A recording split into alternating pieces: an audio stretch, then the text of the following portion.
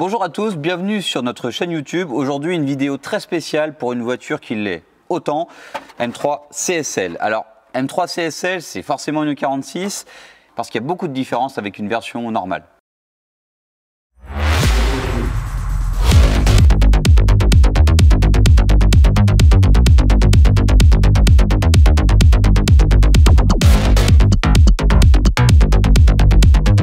Vous le voyez ici, un PowerFlex.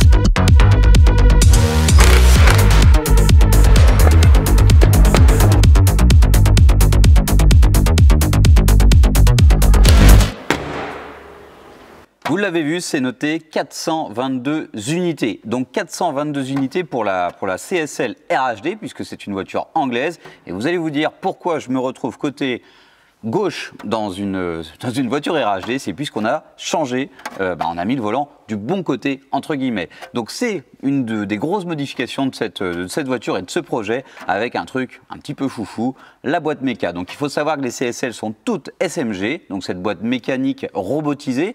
Et bien là on a un levier, c'est très basique, mais on va revenir sur la boîte, c'est vachement fun.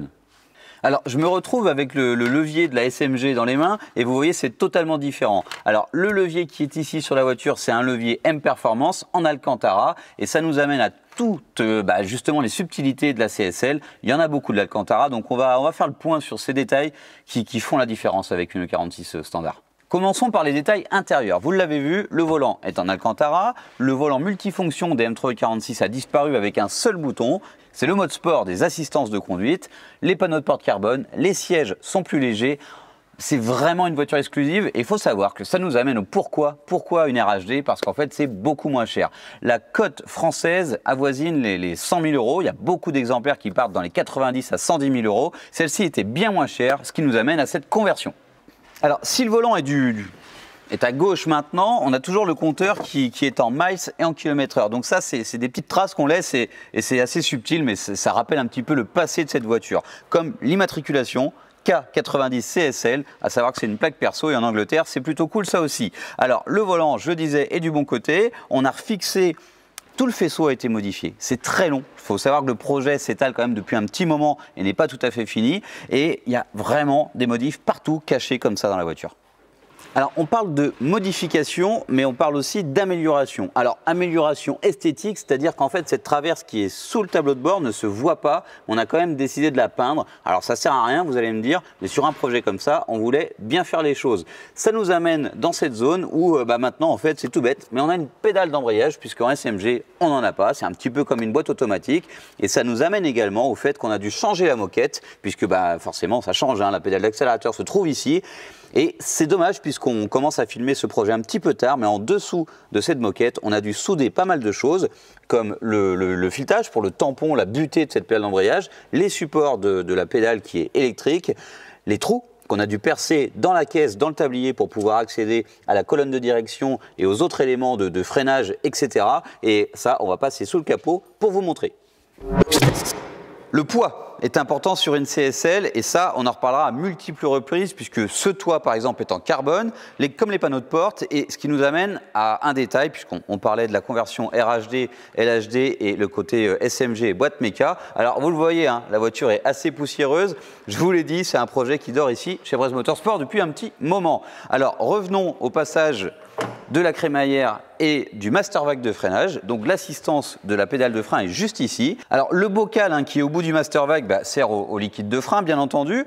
Et vous allez le voir de l'autre côté, on a déplacé le bloc ABS et on a dû reboucher des trous, ce qui laisse un petit peu les cicatrices de cette transformation. Alors, je vous ai dit une bêtise, le bloc ABS n'a pas bougé, c'est juste qu'on a modifié un petit peu son alimentation.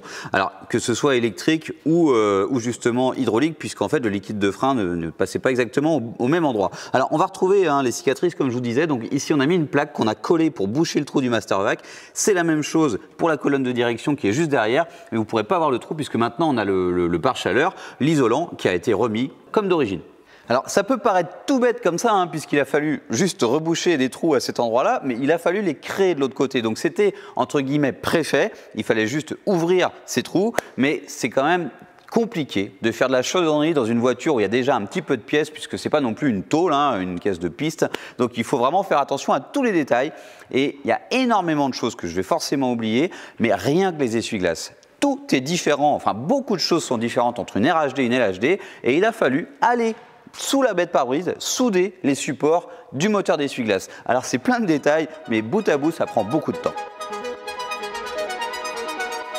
Cette boîte à air nous amène à la boîte de vitesse, puisque dans le compartiment moteur, on a également un petit réservoir qui se fixe sur la boîte à air et qui vient alimenter en liquide hydraulique le groupe en fait qui pilote et qui passe les vitesses à votre place. Alors la boîte SMG, pour revenir là-dessus, c'est cool, c'était une prouesse de BMW à l'époque, mais une boîte méca, c'est quand même vachement plus fun sur la E46, je le répète, puisque la SMG est un petit peu lente quand même.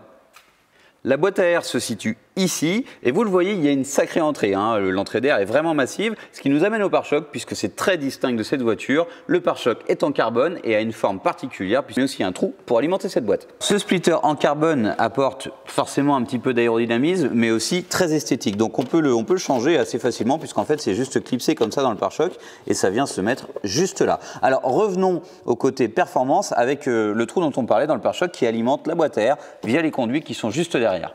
On parle d'esthétique et vous l'avez vu, la CSL, il n'y a pas eu 36 couleurs pour la CSL, hein, c'est gris ou noir et ça fait partie des particularités de la voiture. Alors un petit truc qui se situe juste ici, puisqu'en voyant l'étiquette sur laquelle il y a également marqué CSL, eh ben, vous l'avez vu, on a fait un petit peu d'optimisation. Alors on va y venir après, mais on a décidé de beaucoup de voitures avec une telle valeur restent toutes d'origine. Nous, on a envie qu'elle soit aussi efficace. Puisqu'il faut savoir que dans notre garage, on fait quand même beaucoup de prépa. C'est pas pour rien, c'est aussi pour rendre la voiture plus sympa à conduire, plus dynamique. Plein de choses spécifiques, dont les arbres à cam, puisque c'est vrai qu'on n'a pas beaucoup parlé du moteur à part cette boîte à air. Les CSL ont des arbres à cam spécifiques puisqu'on n'a même pas annoncé la puissance. Une CSL fait 360 chevaux contre 343 annoncés sur une M3 standard. Donc plein de petites choses sont spécifiques encore une fois, les arbres à cam, la boîte, catalyseur, on va avoir d'autres éléments qu'on vous énumérera un petit peu plus tard. Alors même si cette voiture est très spécifique, ça reste un moteur S54 et on sait que la maladie des coussinets de bielle touche toutes les M346. Alors on les a changés, je vous les sors, je vous les déballe, la voiture a 80 000 miles à peine, ce qui nous amène à un gros 100 000 km et vous allez voir l'état des coussinets, c'est pas une légende, ils sont vraiment pas chouettes et surtout ce qui aurait été vraiment dommage, même si je vous l'accorde, modifier une CSL, ça peut être dommage pour certains, on voulait que la voiture reste quand même avec son bloc, enfin je pense que tout le monde le veut. Sauver le moteur de cette M346 faisait partie du jeu, c'est normal. Nous avons remplacé les coussinets et nous les avons remplacés par des ACL, donc coussinets de bielle renforcés. Nous avons également mis des vis ARP renforcés également. Donc ce coussinet-là n'est vraiment pas beau. Allez maintenant, passons au reste de la voiture, il y a encore plein de choses à dire. Concernant l'entretien de cette voiture et de ce moteur, nous avons également changé toutes les courroies, tous les galets et aussi thermostat, pompe à eau pour que ce soit vraiment nickel. On voulait ne rien laisser au hasard concernant cette magnifique voiture. Alors il y a des petits détails qui sont liés à son passif, cette voiture anglaise qui a été quand même un petit peu oxydée. On a changé plein de petites pièces de la visserie comme ces fermetures de capot qui ici sont flambantes, toutes neuves et juste en haut, on ne les a pas encore changées, sont quand même bien oxydées, ce qui donne bien l'image de la voiture. C'est superficiel, mais on veut que ce soit parfait, je le répète. CSL, quelque chose qui est quand même emblématique de ce modèle, les jantes. Les jantes qui sont légères et qui sont d'un design très différent des autres. C'est vraiment quelque chose à l'époque qui notait, enfin, c'est quelque chose d'important pour cette voiture, c'est un design qui est vraiment propre à la CSL. C'est une jante avant que vous voyez assez plate. Juste à côté, le disque, alors vous l'avez vu, hein, enfin, vous avez peut-être deviné, ce n'est pas un disque d'origine, la voiture avait été achetée comme ça, mais on vous réserve une surprise. Alors je passe devant cette grille chromée d'origine comme toutes les E46, mais ici c'est noté CSL et la jante arrière qui est juste là est bien plus concave que la jante avant et ça donne vraiment un effet sympa. On le voit bien. Et je le rappelle, c'est de la jante légère et particularité de la CSL, c'est qu'on pouvait avoir des jantes avec des semi-slick, des Pilot Sport Cup 2 d'origine. Donc un pneu semi-slick, ce qui veut dire que cette voiture était quand même orientée pour la piste. On pouvait aussi la prendre avec des Michelin de route, des pilotes super sport ou des pilotes sport, mais la piste, Alors c'est rigolo, hein, je ne sais pas si vous l'avez remarqué, mais la voiture là est actuellement avec des PS4S, qui est un très bon pneu, mais qui forcément n'existait pas, puisque là on est dans les débuts des années 2000, et c'est pour ça qu'on parlait du Pilote Sport. Alors ici on retrouve un disque arrière, qui n'est pas non plus celui d'origine. La voiture était un tout petit peu modifiée, vraiment légèrement, et je ne sais pas si vous l'avez observé, en arrière-plan il y a quand même un petit peu de pièces déjà de montée sur la voiture. Mais on va y revenir après. Continuons à faire le tour de cette belle voiture et vous le voyez ici, le coffre est ouvert et ça aussi c'est une très grosse particularité de la voiture puisque cette malle est en fibre de verre et aussi a un design aérodynamique. Donc ça apporte de l'appui comme les splitters à l'avant et ça allège la voiture puisque cette malle en fibre de verre est forcément plus légère que la malle en acier. Qui dit malle CSL, et bien forcément pour gagner du poids, ils ont viré pas mal de choses dont un truc qui est assez fou, on n'a plus de poignée sur la porte. Donc c'est-à-dire qu'on peut l'ouvrir soit avec la clé, alors soit avec la clé physiquement dans la serrure, soit avec le bouton de la clé. Donc c'est le seul moyen d'ouvrir cette malle, puisque ici ça a été supprimé. Et il y a quelque chose qui est différent aussi, c'est l'éclairage de plaque qui diffère des autres M3. Alors il y a un truc qui nous amène au feu arrière, c'est ces petits rappels sur les côtés qui eux sont les mêmes, mais par contre les feux sont à LED. Donc c'est la même chose que sur les phases 2 en 46, donc une partie des générations l'ont d'origine, mais les premières, quand est sortie la CSL, ne l'avaient pas. Donc c'était aussi une nouveauté sur cette voiture. Vous le voyez, il y a encore un petit peu de pièces à monter, hein. On les stocke dans le coffre en partie, pas toutes forcément, mais il y a les feux avant. Et ça va venir assez vite. Maintenant, observez juste en dessous, on a un diffuseur en carbone et c'est une belle pièce. Alors, ça va aussi vous faire voir qu'en fait, on n'a pas encore monté l'échappement, mais quand on va lever la voiture, vous allez voir à quel stade on est sur le chantier. Et ce qui va être bien, c'est que dans les prochaines vidéos, vous allez voir l'évolution. On a peut-être loupé le début, mais on vous laisse la fin. Le tour de cette CSL, on va le faire pour de vrai. Alors justement, on arrive à la partie conducteur de cette RHD et un signe du fait qu'elle l'était vraiment, c'est la poignée de porte. Vous le voyez, la serrure est toujours de ce côté, alors qu'en fait maintenant le volant est de l'autre. Alors on remonte à bord et on va finir sur les derniers détails spécifiques de cette voiture, comme le seuil de porte avec noté CSL. La moquette est une option, on peut avoir une moquette plus ou moins épaisse, ce qui fait que c'est plus ou moins lourd et que c'est plus ou moins insonorisant. Et en dessous de cette moquette, on n'a aucun insonorisant justement, puisque toutes les M3 avaient beaucoup de goudron et beaucoup de pare-chaleur et de choses pour moins entendre le bruit, les bruits extérieurs, et bien là il n'y en avait aucun, et c'est comme ça qu'on a gagné le poids, et on le sent, puisque vous pouvez le voir dans une des précédentes vidéos qui est diffusée sur la chaîne, on avait fait un essai de CSL avec une optimisation des amortisseurs, on sent que c'est une M3 pas comme les autres.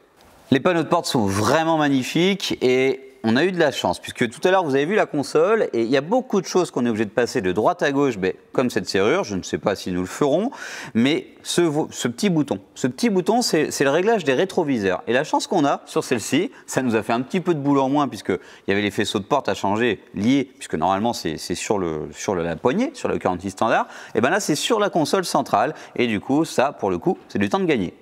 Que dire de ces sièges qui sont vraiment légers et vraiment magnifiques. Et vous avez vu, il manque les sièges avant et il manque aussi le tableau de bord. Ça va venir, on en garde pour la suite. Il y a tout plein de choses qui vont changer. Alors, parmi les trucs que vous avez vus en arrière-plan, est-ce que vous avez vu cette petite boîte KW qui va maintenant faire un petit peu la transition sur cette voiture qu'on vous a présentée. Et maintenant, on va vous présenter les modifications. On voulait attaquer les modifications, mais il y a tellement de choses qu'on va oublier, c'est certain. Ici, une cicatrice supplémentaire. Là, forcément, pour tenir la colonne de direction, il y avait quelque chose qui tenait le volant. On a une patte qu'on a rachetée et qu'on a soudée de l'autre côté. Donc, c'est pas la patte qu'on a déplacée, puisque forcément, elle était abîmée. Donc, on a racheté un morceau au catalogue BMW qu'on a ressoudé au tablier pour pouvoir mettre la colonne du bon côté. Alors, tout à l'heure, on abordait cette traverse qu'on a repeinte. C'est pas celle de la voiture. Il y a beaucoup de choses qui ont été faites avec une donneuse, puisque forcément on avait une autre M3 E46, sinon ça n'aurait pas été possible, puisque je vois déjà vos commentaires arriver. Le coût de cette intervention est très dur à chiffrer. Si on n'a pas une donneuse pour pouvoir limiter justement les dépenses, non, faut pas envisager. Modification, vous le voyez, on a installé une barre anti-roulis HR et ça, on y tenait. Ça va apporter du plus à la voiture, plus de stabilité et ça n'a pas vraiment d'inconvénient. Donc pourquoi s'en priver? Vous le voyez, les petits supports en alu sont tout propres, sont tout neufs, mais on va encore revenir à quelque chose de spécifique à la CSL, la crémaillère. Et là, on parlait de budget juste avant. Ça pique un petit peu, puisque forcément, la crémaillère, on n'avait pas le choix que de la changer. Et là, on ne peut pas taper dans la donneuse, puisque la crémaillère étant différente, on est obligé d'en acheter une neuve chez BMW et on est quasiment à 2000 €. Cette crémaillère nous amène aux travaux un petit peu plus différents, le côté carrosserie, le côté restauration de pièces, parce que vraiment, vous l'avez vu là, le berceau n'est pas neuf, hein, forcément, il a été nettoyé et sablé et repeint, donc en noir, tout comme les fusées, et même les pièces qui sont en alu, comme ces triangles, on les a sablés pour retrouver quand même un aspect plus clean. Alors, il y a beaucoup de pièces qu'on a pu sauver en les sablant et en les repeignant, mais les petites tôles ici, elles étaient complètement bouffées par la rouille, donc on en a mis des neuves. Tôle neuve, roulement neuf, et juste en haut, vous distinguez des KW Club Sport. Donc c'est dans l'idée de la CSL, d'une voiture track day et route, c'est le KW parfait. Alors vous découvrez un petit peu, vous avez vu l'intérieur, à quel stade on est rendu, et bien là c'est le côté châssis, train de la voiture que vous observez. Alors forcément maintenant on a une boîte mécanique avec un levier juste en haut. Alors parmi les modifications qu'il a fallu faire de chaudronnerie, de soudure, on a aussi fixé une petite pièce qu'on a dû souder là-haut, et qui dit soudure dit peinture pour que ça ne rouille pas, un petit cylindre bloc pour pouvoir mettre le levier de vitesse. Donc c'est tout plein de choses comme ça et vous allez vous en rendre compte, c'est beaucoup de travail bout à bout. Vous vous demandez peut-être pourquoi ce Colson, ce Riesland et ces connecteurs qui sont vides, mais forcément en ayant supprimé le groupe hydraulique, ça laisse quand même pas mal de place et ça laisse pas mal de choses qui ne sont plus branchées, puisque la boîte méca c'est quand même beaucoup plus simple que la SMG. Alors en s'approchant de la boîte, on se rend compte que ici, vous voyez les soudures, tout à l'heure on a dit qu'on ne pouvait pas vous montrer le travail qui avait été effectué sous la moquette pour fixer les pédales et bien l'autre chose. Et bien ici vous le voyez, il y a 3 petits points, donc on a repeint, on a fait les choses comme il fallait. C'est là que nous avons fixé le support de la pédale d'accélérateur. Concernant les modifications et l'optimisation châssis, vous le voyez ici un Powerflex, ce qui nous amène à l'arrière, full Powerflex. Des Powerflex, il y en a partout, ils sont beaucoup plus nombreux à l'arrière de la voiture qu'à l'avant, donc ceci pour le berceau. Il y en a d'autres qui vont venir avec le pont. Vous le voyez, tout a été poncé comme à l'avant, ça brille, c'est vraiment chouette. Tout a été sablé concernant les pièces alu, les KW Club Sport que vous avez à l'avant qu'on retrouve à l'arrière, et les tôles, les pare-chaleurs en fait des disques hein, qui ont été également remplacés derrière par des neuves. Et il faut savoir que dans un chantier comme ça, toutes les pièces ont été démontées et repeintes, ce qui nous a imposé de les remplacer, puisque tout ce qui est roulement, tout ce qui est rotule, ça n'aime pas le sable. Au sablage, ça va partout et on a dû les changer. Donc les roulements sont neufs et toutes les petites rotules au niveau des articulations de train sont neuves également, comme les Powerflex. On continue et vous allez le voir, la liste est longue des modifications, enfin en gros, les modifications qu'ont apporté BMW. Tout ce qui est spécifique à la CSL, et vous le voyez, ces bras en alu qui sont beaucoup plus costauds que les pinces à cornichons d'origine qui sont vraiment très légères. On sent que de ce côté, il y avait besoin de rigidité et c'est ce qu'a fait BMW. C'est un upgrade important. On l'a dit, la voiture actuellement n'a pas de pont arrière. Donc pourquoi elle n'a pas de pont arrière? Parce que ça aussi, on le restaure, on le modifie et on l'optimise. Un truc tout bête, le couple court. Donc là, vraiment, boîte méca, on va monter un 3,91, donc un ratio un petit peu plus court que d'origine puisque c'est un 3,63 d'origine. Donc un couple court motorsport BMW qui va permettre d'avoir un étagement de la boîte de vitesse différent. Et ça fait partie des modifications que nous apportons à cette CSL dans l'esprit et dans les attentes de notre client pour que cette voiture, cette CSL, lui corresponde parfaitement. Alors, je vais vous déballer cette belle pièce hein, qui est quand même un gros travail d'usinage. Hop. Et voilà le couple court. Donc ça, c'est le pignon qui est au milieu, autour du différentiel qui se situe au milieu. Juste à côté, nous avons le pignon d'attaque. Et c'est en changeant le nombre de dents de l'un et de l'autre que l'on change le ratio. Alors, c'est de la belle pièce, c'est de la pièce BMW Motorsport. Chez Bresse Motorsport, on modifie les ponts, on les restaure. Et ça, c'est une étape intéressante quand on aime les choses techniques sur ce chantier et sur cette vidéo. Alors là, vous voyez un petit peu l'ambiance hein, de ce chantier avec la barre anti-roulis arrière qui est en attente, le pont que nous allons refaire et tout un tas de visseries et des choses que nous avons modifiées. Tout à l'heure, on parlait de la fermeture de capot qui est complètement rouillée. Vous le voyez, c'est pas très chouette. Et là-dedans, il y a tout un tas de visseries qu'on a remplacées. Alors, il y a quelques vis en place hein, sur la voiture que vous avez vu qui vont également être remplacées, qui sont faciles d'accès, qu'on va monter, et les vieux roulements de la voiture.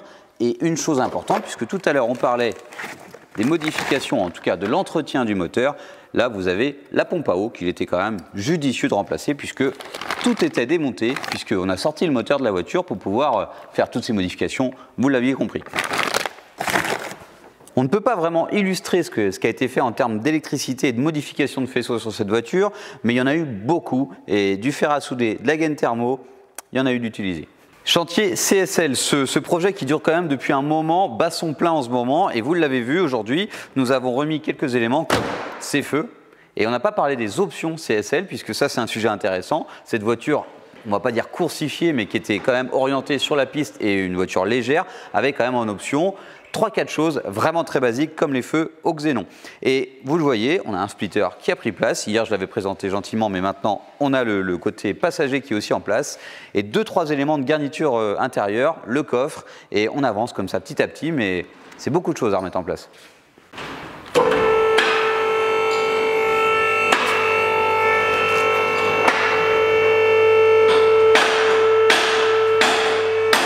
Dans l'esprit de cette rénovation, c'est peut-être pas le mot, mais dans cette remise en forme de CSL et transformation, on va remettre ce cache sur lequel on a mis un coup de frais. Et ça donne, bon allez, c'est artisanal, on a fait un peu de peinture, et c'est ces petites choses qui prennent du temps et qui comptent. Donc on va remettre ce cache, ce renfort aussi, puisque c'est quand même assez massif. Ensuite, on va repasser un petit peu de la partie moteur, et on se réserve, pour le coup, un truc sympa, le couple court dont on parlait au début.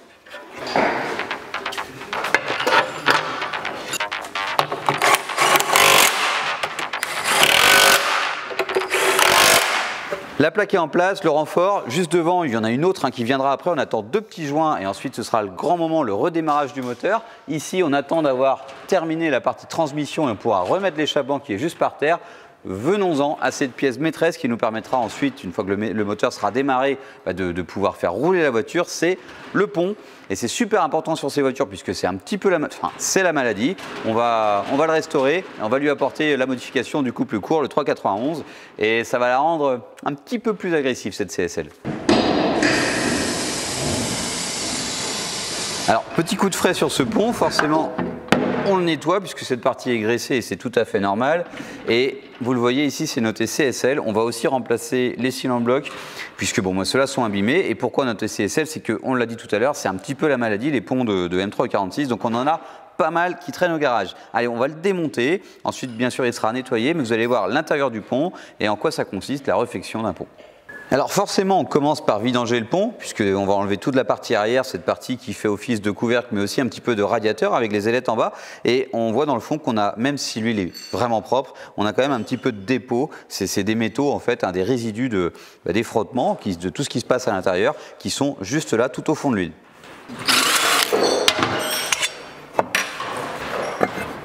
Alors, un différentiel, ça sert à répartir la traction, en fait, la motricité entre le côté droit et le côté gauche de la voiture. Donc c'est cette partie au milieu, le différentiel qui est juste là, avec ses disques et son mécanisme interne qui va permettre de répartir cette motricité. Donc la maladie de ces ponts, en fait, c'est qu'ils prennent énormément de jeu du côté droit sur la tulipe, et on a aussi le différentiel en lui-même qui fatigue et qui commence à grogner. Donc là, c'est pas le cas, il n'est pas très vieux, il est en bon état. On peut passer sur quelque chose de plus performant, des systèmes à disques qui sont quand même, qui sont pas propres à BMW, ou soit des anciens modèles de M336 et M534. Enfin là, c'est pas le but. C'est en bon état. On va juste monter un couple court, c'est-à-dire qu'on va remplacer cette couronne et le pignon d'attaque et les roulements pour repartir à neuf. On aurait pu mettre un autobloquant. Je le répète, aujourd'hui, c'est pas le cas. Ce sera peut-être l'objet d'une de nos prochaines vidéos.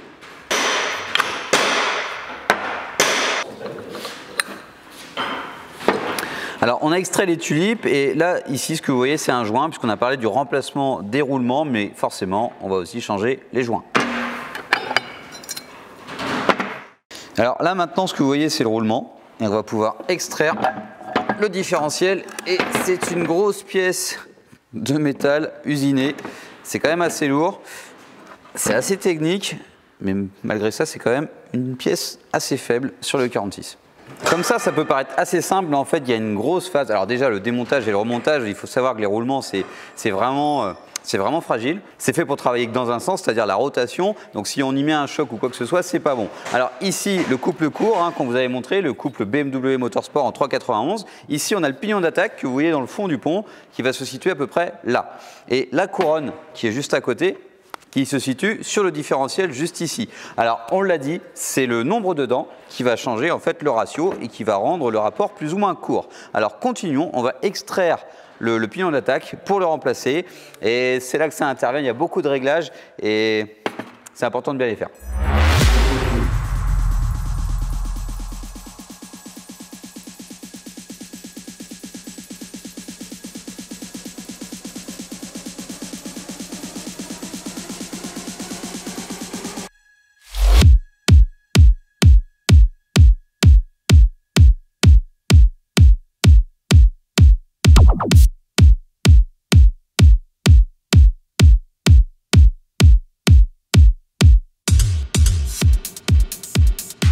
On a été quand même jusqu'au bout des choses puisqu'on a remplacé les roulements, mais on check quand même le système de frottement, les disques à l'intérieur du différentiel, vérifier si tout est en bon état, et c'est le cas puisqu'on voit une très légère trace de fonctionnement, mais vraiment pas d'usure. Alors ces disques qui sont des disques de pression ou de friction sont empilés à l'intérieur du différentiel, vous pouvez les voir par ce petit trou. Maintenant que vous connaissez tout sur le pont et le différentiel de cette M3E46 CSL, commençons l'installation de la boîte à air carbone.